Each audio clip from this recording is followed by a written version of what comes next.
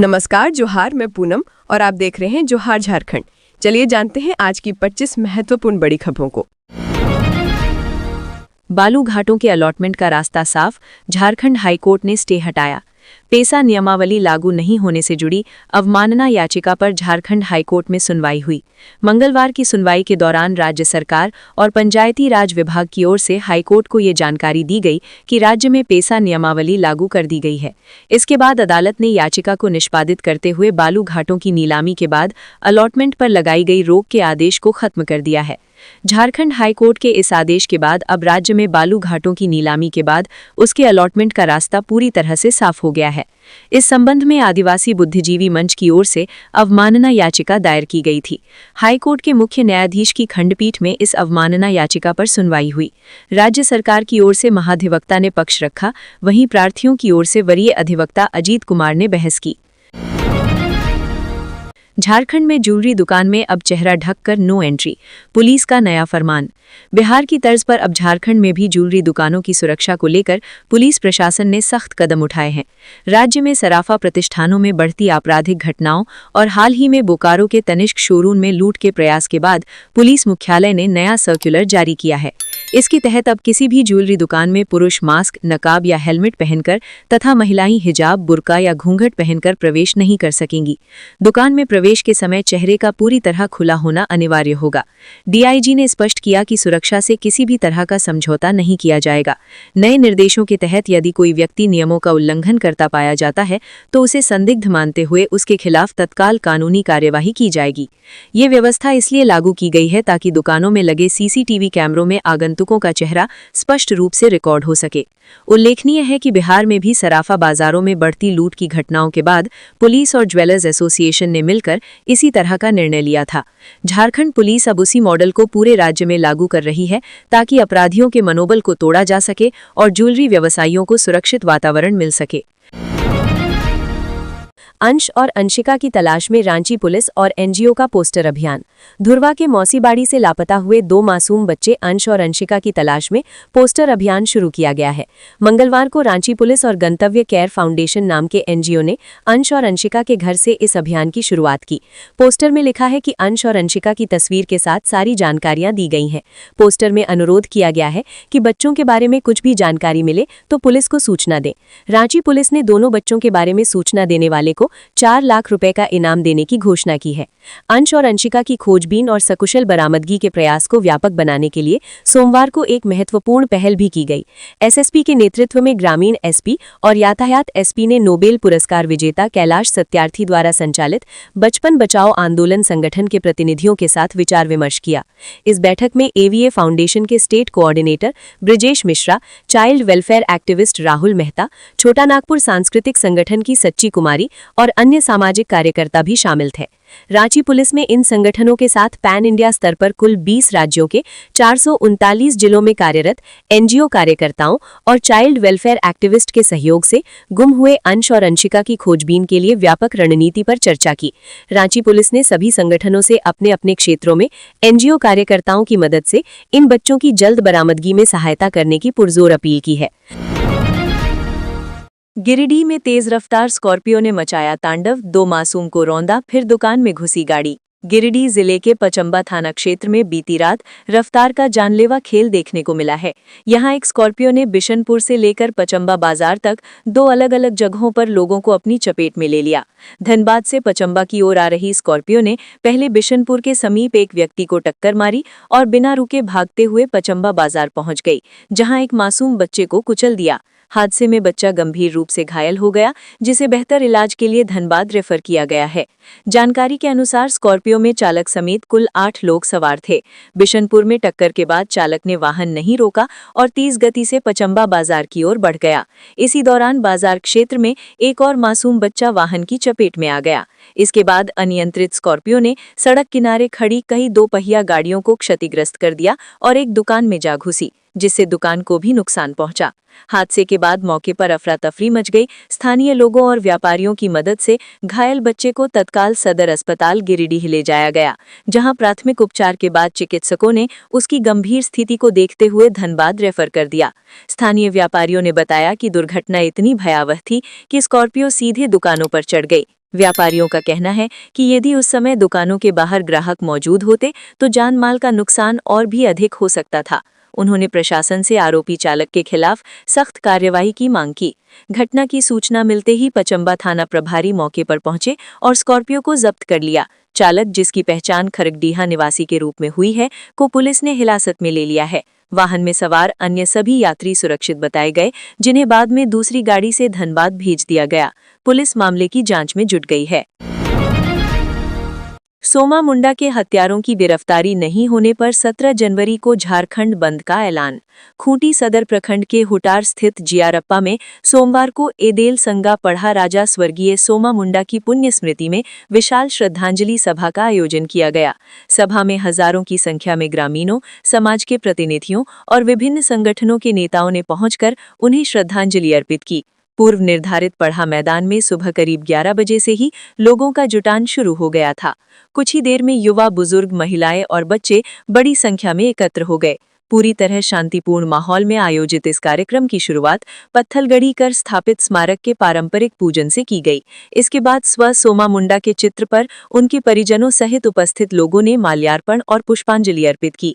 इस अवसर पर 2 मिनट का मौन रखकर दिवंगत आत्मा की शांति के लिए प्रार्थना की गई। सभा में विभिन्न राजनीतिक दलों के प्रतिनिधि और आदिवासी समाज के गणमान्य लोग भी मौजूद थे। झारखंड पार्टी के जिला महासचिव योगेश वर्मा, अबुआ झारखंड पार्टी के अध्यक्ष रिदन होरो, पाउलुस नाग, मार्शल बारला सहित कई नेता कार्यक्रम में शामिल हुए। श्रद्धांजलि सभा के माध्यम से आदिवासी समन्वय समिति ने स्वर्गीय सोमा मुंडा की हत्या के आरोपियों की गिरफ्तारी को लेकर प्रशासन को कड़ा संदेश दिया। समिति ने बताया कि आरोपियों की गिरफ्तारी के लिए प्रशासन को पहले ही 72 घंटे का अल्टीमेटम दिया गया था, लेकिन अब तक कोई ठोस कार्रवाई नहीं हो सकी है। आदिवासी नेताओं ने चेतावनी दी कि यदि 16 जनवरी तक आरोपियों की गिरफ्तारी नहीं होती है तो 17 जनवरी को पूरे झारखंड में बंद बुलाया जाएगा। उन्होंने स्पष्ट किया कि ये बंद न्याय की मांग और प्रशासन की कथित उदासीनता के विरोध में होगा। साथ ही जनता से बंद को सफल बनाने की अपील की गई। इसे आदिवासी समाज की आवाज को मजबूती देने वाला आंदोलन बताया गया। जमशेदपुर में दिल्ली पुलिस और झारखंड एटीएस का छापा, अफगानी नेटवर्क की जड़ें खंगाल रही एजेंसियां। दिल्ली से गिरफ्तार किए गए एक अफगानी नागरिक से मिले इनपुट के बाद सुरक्षा एजेंसियां अलर्ट मोड पर हैं। इसी कड़ी में दिल्ली पुलिस और झारखंड एटीएस की संयुक्त टीम ने जमशेदपुर के गोलमुरी थाना क्षेत्र में एक बड़ा सर्च ऑपरेशन चलाया है। सुरक्षा एजेंसियों की इस कार्यवाही से इलाके में हड़कंप मच गया है। मिली जानकारी के अनुसार दिल्ली पुलिस की टीम अफगानी नागरिक की निशानदेही पर जमशेद पर पहुंची और झारखंड एटीएस के सहयोग से गोलमुरी थाना क्षेत्र के संभावित ठिकानों पर छापेमारी की। इस दौरान टीम ने संदिग्ध ठिकानों से कई महत्वपूर्ण दस्तावेज और डिजिटल उपकरण और कागजात बरामद किए। जांच एजेंसियां इन दस्तावेजों और उपकरणों के माध्यम से ये पता लगाने की कोशिश कर रही हैं कि जमशेदपुर में इस नेटवर्क की जड़ें कितनी गहरी हैं। सूत्रों के मुताबिक दिल्ली में पकड़ा गया अफगानी नागरिक लंबे समय तक जमशेदपुर में रह चुका है। इस दौरान उसने कई स्थानीय लोगों के साथ संपर्क बनाए और एक मजबूत नेटवर्क तैयार किया। अफगानी नागरिक ने पूछताछ में जमशेदपुर के कई मददगारों और जान पहचान वालों का जिक्र किया था, जिसके बाद ये छापेमारी की गई है। सुरक्षा एजेंसियां कई संदिग्धों को हिरासत में लेकर पूछताछ करने की तैयारी में है। इस पूरे मामले में एजेंसियां गोपनीयता बरत रही हैं। बरामद दस्तावेजों और डिजिटल सामग्री की बारीकी से जांच की जा रही है। हालांकि दिल्ली पुलिस या झारखंड एटीएस की ओर से अब तक छापे और बरामद दस्तावेजों को लेकर कोई आधिकारिक बयान जारी नहीं किया गया है। निपाह वायरस को लेकर झारखंड में अलर्ट, सिविल सर्जनों को सतर्कता बरतने के निर्देश। पश्चिम बंगाल में निपाह वायरस से 2 लोगों की मौत के बाद झारखंड सरकार भी अलर्ट हो गई है। स्वास्थ्य मंत्री डॉक्टर इरफान अंसारी ने राज्य के सभी जिलों के सिविल सर्जनों को अलर्ट मोड में रहने और हर स्तर पर सतर्कता बरतने का निर्देश दिया है। साथ ही स्वास्थ्य विभाग के extra additional secretary Ajay Kumar को भी आवश्यक दिशा निर्देश दिए गए हैं ताकि संभावित स्थिति से समय रहते निपटा जा सके। स्वास्थ्य मंत्री के अनुसार निपाह वायरस एक अत्यंत खतरनाक जूनोटिक बीमारी है जो जानवरों से इंसानों में फैलती है। इसमें बुखार, सिर दर्द, खांसी, सांस लेने में तकलीफ, गले में खराश, तेज सिर दर्द जैसे लक्षण होते हैं। साथ ही इससे मस्तिष्क यानी दिमाग पर गंभीर असर पड़ता है। एन्सेफेलाइटिस यानी मस्तिष्क ज्वर या मस्तिष्क में सूजन होने से लोग कोमा में चला जाता है। उन्होंने कहा कि ये वायरस मुख्य रूप से फल खाने वाले चमगादड़ों से फैलता है। संक्रमित जानवरों, विशेषकर सुअरों के संपर्क, संक्रमित मांस के सेवन या संक्रमित व्यक्ति के शरीर से निकलने वाले द्रवों के संपर्क से भी संक्रमण फैल सकता है। डॉक्टर अंसारी ने बताया कि निपाह वायरस की मृत्यु दर 40 से 75% तक हो सकती है। इसी कारण इसे बेहद गंभीर और जानलेवा बीमारी माना जाता है। उन्होंने सभी जिलों को सख्त निगरानी, त्वरित रिपोर्टिंग सिस्टम और व्यापक जन जागरूकता अभियान चलाने के निर्देश दिए हैं ताकि झारखंड में किसी भी प्रकार का प्रकोप न हो। नगर निकाय चुनाव को लेकर प्रत्याशियों की तैयारी शुरू, जल्द अधिसूचना जारी होने की उम्मीद। झारखंड में नगर निकाय चुनाव को लेकर सुगबुगाहट तेज हो गई है। आयोग और प्रशासनिक स्तर पर भी नगर निकाय चुनाव को कराने के लिए कदम बढ़ाए जा रहे हैं। देवघर में भी चुनाव को लेकर संभावित प्रत्याशी तैयारी में जुट गए हैं। इच्छुक प्रत्याशी मेयर, डिप्टी मेयर सहित अन्य पद को लेकर लगातार मेहनत करते दिख रहे हैं। नगर निगम चुनाव में मेयर और डिप्टी मेयर का पद अहम होता है। इस पद पर कई प्रत्याशियों के दावेदारी करने की बात कही जा रही है। मेयर पद पर दावेदारी के लिए तैयार प्रत्याशी सूरज झा बताते हैं कि निकाय चुनाव को लेकर जल्द ही अधिसूचना होनी है, इसीलिए वो भी मेयर पद पर किस्मत आजमाने के लिए सारी तैयारी कर चुके हैं। उन्होंने कहा कि इस बार भी देवघर नगर निगम में मेयर पद सामान्य वर्ग के लिए तय किया गया है, इसीलिए वो इस बार आश्वस्त हैं कि उनकी जीत निश्चित है। बता दें कि देवघर मेयर पद में इस बार किसी भी तरह का कोई आरक्षण नहीं है, इसीलिए इसमें महिला, पुरुष या किसी भी समाज के लोग चुनाव लड़ सकते हैं। ऐसे में ये अंदेशा जताया जा रहा है कि इस बार प्रत्याशियों की संख्या अधिक होगी। देवघर जिला निर्वाचन पदाधिकारी की तरफ से अधिसूचना जारी करते हुए 36 वार्ड के बारे में जानकारी दे दी गई है। 36 वार्ड में 18 सीट अनारक्षित हैं, जबकि 18 वार्ड आरक्षित कोटे में आते हैं। देवघर जिले के मधुपुर नगर परिषद के 23 वार्डों में 12 वार्ड अनारक्षित हैं और 11 अत्यंत पिछड़ा, अनुसूचित जाति, अनुसूचित जनजाति और पिछड़ा वर्ग के लिए आरक्षित रखे गए हैं। चुनाव की तैयारी में जुटी पार्षद शैलजा देवी ने बताया कि वर्ष 2010 से ही लोगों के बीच में हैं। 2 बार चुनाव जीतने के बाद वो तीसरी बार चुनाव लड़ने की तैयारी कर रही हैं। वर्ष 2020 से वर्ष 2025 तक चुनाव नहीं होने के कारण वो निवर्तमान पार्षद के रूप में काम करती रही हैं और जनता के बीच जाती रहीं। इसीलिए उन्हें उम्मीद है कि इस बार भी जनता उन्हें सेवा करने का मौका देगी। वार्ड नंबर 21 की पार्षद शुभ लक्ष्मी देवी बताती हैं कि चुनाव की अधिसूचना का उन सबको इंतजार है। उन्हें खुशी है कि अब वो एक विशेष अधिकार के साथ जनता की सेवा कर पाएंगी। चुनाव नहीं होने के कारण वार्ड पार्षद अपनी क्षमता अनुसार काम नहीं करवा पा रहे थे, लेकिन अब चुनाव के बाद फिर से नगर निगम क्षेत्र में जनता से जुड़ी समस्याओं का पार्षद अपनी शक्ति के साथ समाधान कर सकेंगे। नगर निकाय चुनाव को देखते हुए जिला प्रशासन की तरफ से भी तैयारी पूरी की जा रही है।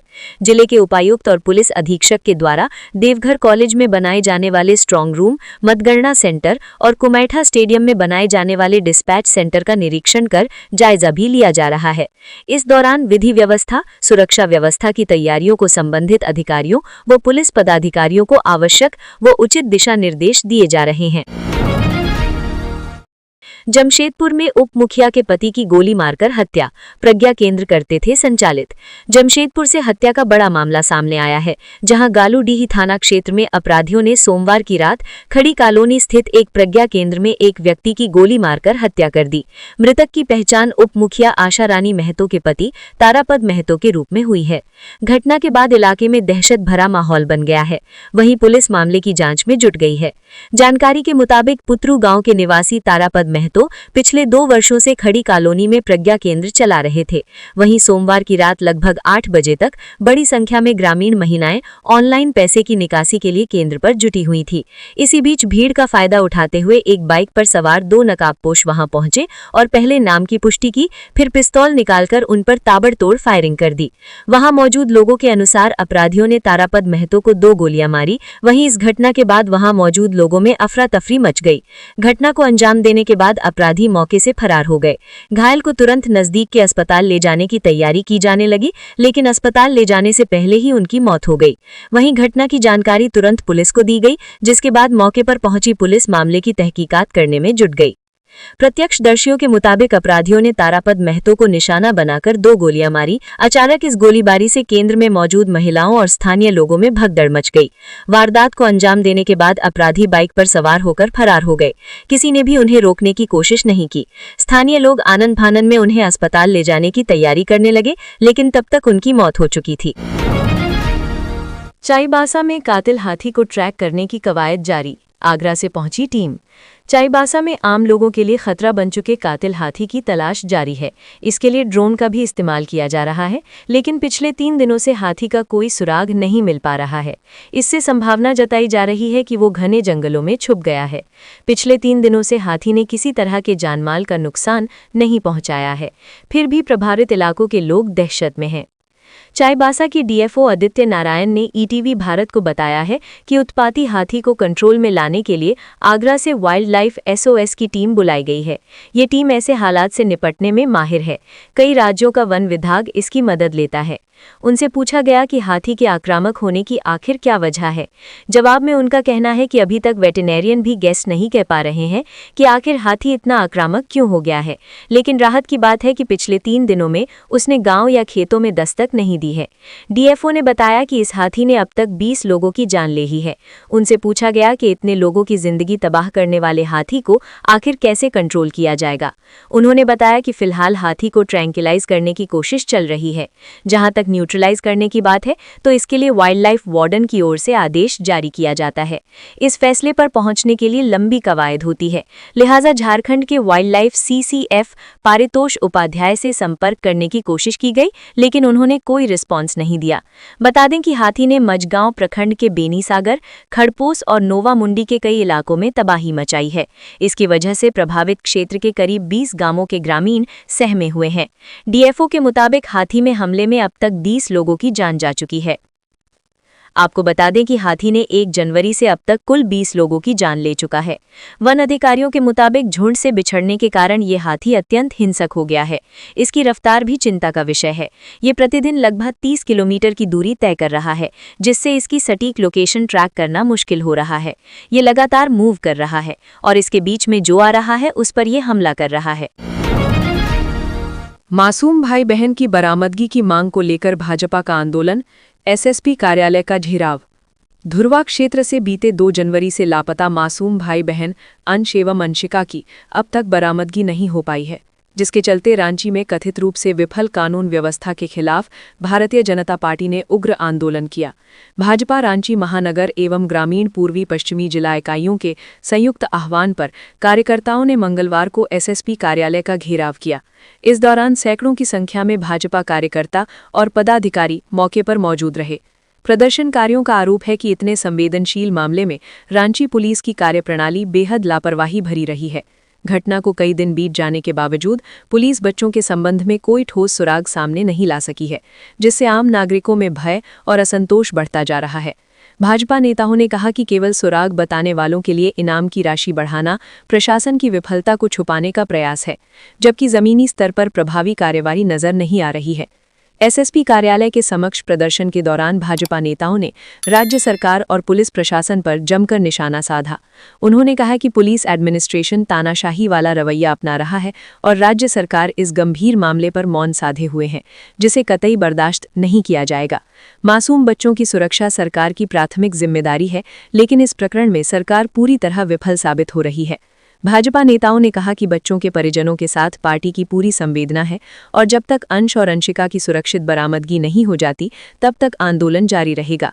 उन्होंने यह भी दावा किया कि केंद्र सरकार ने इस मामले की गंभीरता को देखते हुए अपने तंत्र को सक्रिय कर दिया है और बच्चों की खोज में हर संभव सहयोग दिया जा रहा है।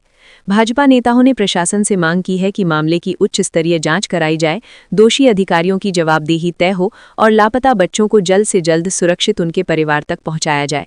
साथ ही उन्होंने चेतावनी दी कि यदि प्रशासन शीघ्र कार्यवाही नहीं करता है तो आंदोलन को और तेज किया जाएगा। दिसंबर तक पूरा होगा मंडल डैम, लोकसभा में उठेगा मामला। सांसद विष्णु दयाल राम ने निर्माण कार्य का लिया जायजा। दिसंबर 2026 तक नीलांबर पीतांबर उत्तर कोयल नहर परियोजना के अंतर्गत आने वाले मंडल डैम का निर्माण कार्य पूरा हो जाएगा। पलामू के सांसद विष्णु दयाल राम डैम के निर्माण कार्य का जायजा लिया। इस दौरान मंडल डैम का निर्माण कार्य कर रहे वैपकॉस कंपनी के अधिकारी भी मौजूद थे। मीडिया कर्मियों से बातचीत करते हुए सांसद विष्णु दयाल राम ने कहा कि मंडल डैम का निर्माण कार्य का जायजा लिया गया। आने वाले संसद के बजट सत्र में इससे संबंधित मामला भी उठाया जा सकता है। दरअसल मंडल डैम के अधूरे कार्य को पूरा करने की आधारशिला देश के प्रधानमंत्री नरेंद्र मोदी ने 2019 में रखी थी। 2023 तक परियोजना का निर्माण कार्य पूरा करने का लक्ष्य रखा गया था, लेकिन अभी तक निर्माण स्थल पर सिर्फ गेट पहुंचा है। मंडल डैम के कारण विस्थापित हुए परिवार को मुआवजा दिया जाना है। National tiger conservation authority of India के गाइडलाइन के आधार पर डूब क्षेत्र में आने वाले परिवारों को मुआवजा दिया जाना है। पलामू सांसद के निरीक्षण के दौरान ये बात सामने आई कि मंडल डैम के 12 गेट में से 10 गेट तैयार हो गए हैं। बाकी बचे 2 गेट को जल्द ही तैयार होकर निर्माण स्थल पर पहुंच जाएंगे। बरवाड़ी से मंडल तक रोड निर्माण के लिए भी राज्य सरकार की कैबिनेट ने स्वीकृत दे दिया है। जल्द ही इस रोड का निर्माण कार्य पूरा होगा। इस दौरान पलामू सांसद के प्रतिनिधि विजय ओझा, ईश्वरी पांडे, शिव कुमार मिश्रा, अलख दुबे समेत कई लोग मौजूद थे। पहाड़ी मंदिर क्षेत्र में अतिक्रमण पर सख्ती, नगर निगम की कार्रवाई से हटी अवैध दुकानें। शहर के प्रमुख धार्मिक और पर्यटन स्थल पहाड़ी मंदिर के आसपास फैले अवैध अतिक्रमण के खिलाफ रांची नगर निगम ने सख्त रुख अपनाया है। मंगलवार को नगर निगम की टीम ने प्रशासनिक बल के साथ पहाड़ी मंदिर क्षेत्र में अभियान चलाया और अवैध रूप से लगाई गई दुकानों व अस्थायी ढांचों को हटाया। इस कार्रवाई के दौरान नियमों का उल्लंघन कर व्यवसाय कर रहे दुकानदारों पर प्रति दुकान 25,000 रुपए का जुर्माना भी लगाया गया। रांची नगर निगम की इस कार्रवाई से इलाके में कुछ देर के लिए अफरा तफरी का माहौल देखने को मिला। मंदिर की ओर जाने वाले मुख्य मार्ग और आसपास के क्षेत्रों में लगी दुकानों को हटाने के लिए बुलडोजर का इस्तेमाल किया गया। कई दुकानदारों ने विरोध जताने की कोशिश की, लेकिन प्रशासन की कड़ी निगरानी में अभियान को पूरा किया गया। निगम अधिकारियों ने साफ कहा कि ये अभियान कानून और नगर निगम के नियमों के तहत चलाया गया है।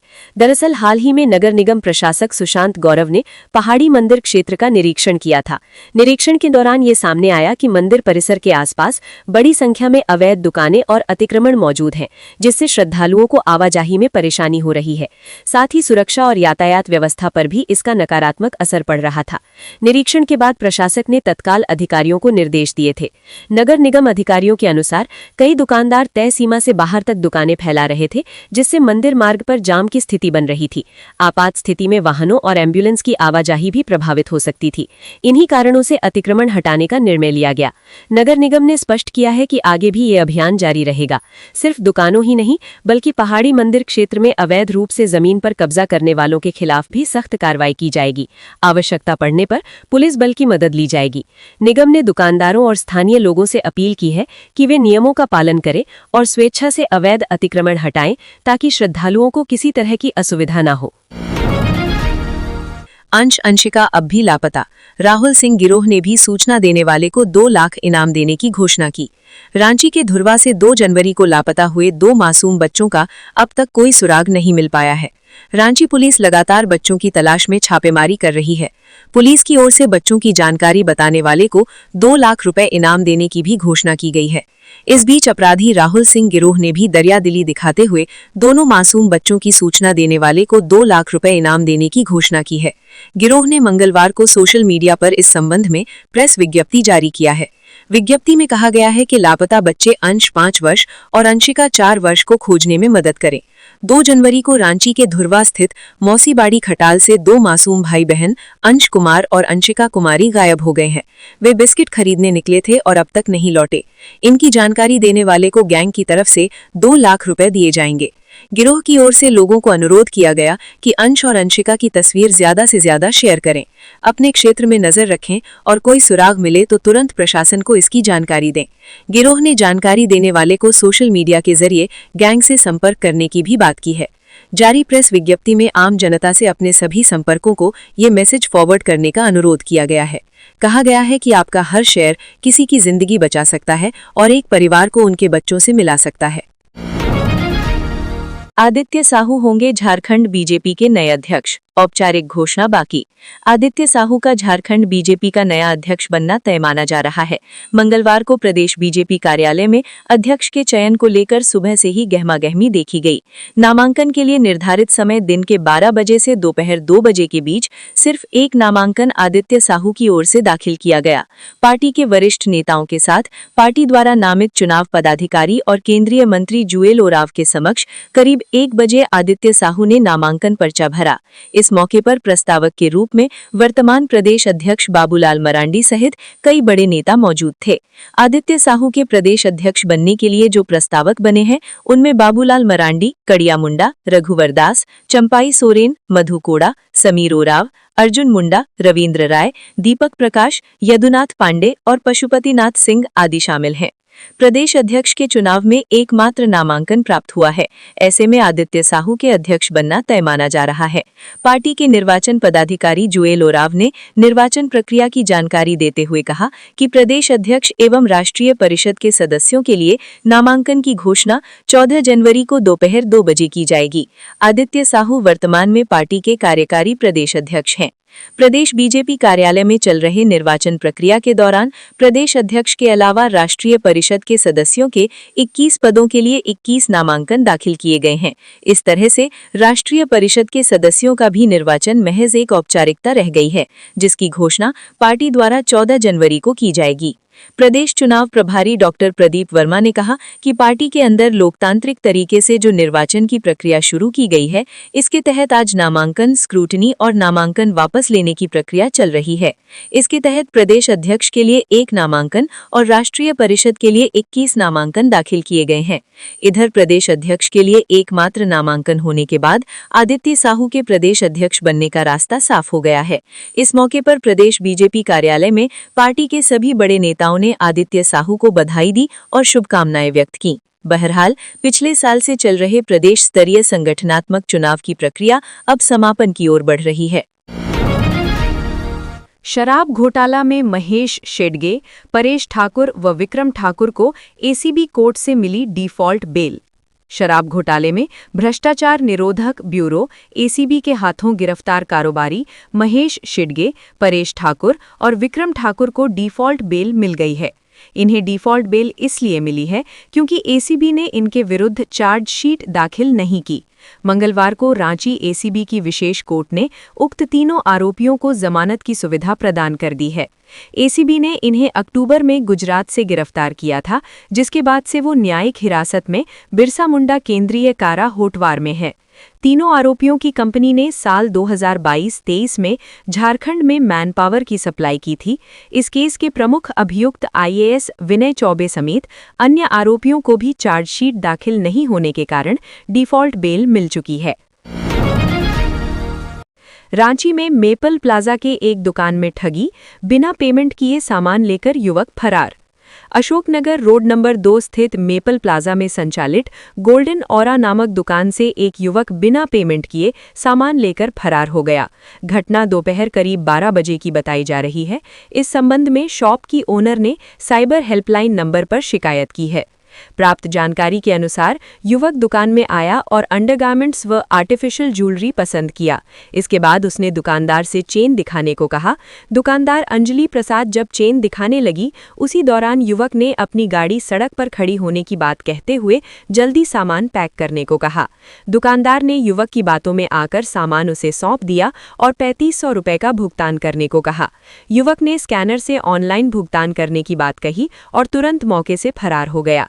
जब दुकानदार ने अपने फोन में पेमेंट चेक किया तो कोई राशि प्राप्त नहीं हुई थी। जब तक वह युवक के पीछे भागी तब वह वहां से फरार हो गया। ठगी की पूरी वारदात दुकान के सीसीटीवी फुटेज में कैद हुई है। दुकानदार अंजलि प्रसाद ने इस संबंध में national cyber crime helpline number 1930 पर शिकायत दर्ज कराई है। यूजीसी नेट दिसंबर 2025 परीक्षा की प्रोविजनल आंसर की 15 जनवरी को होगी जारी।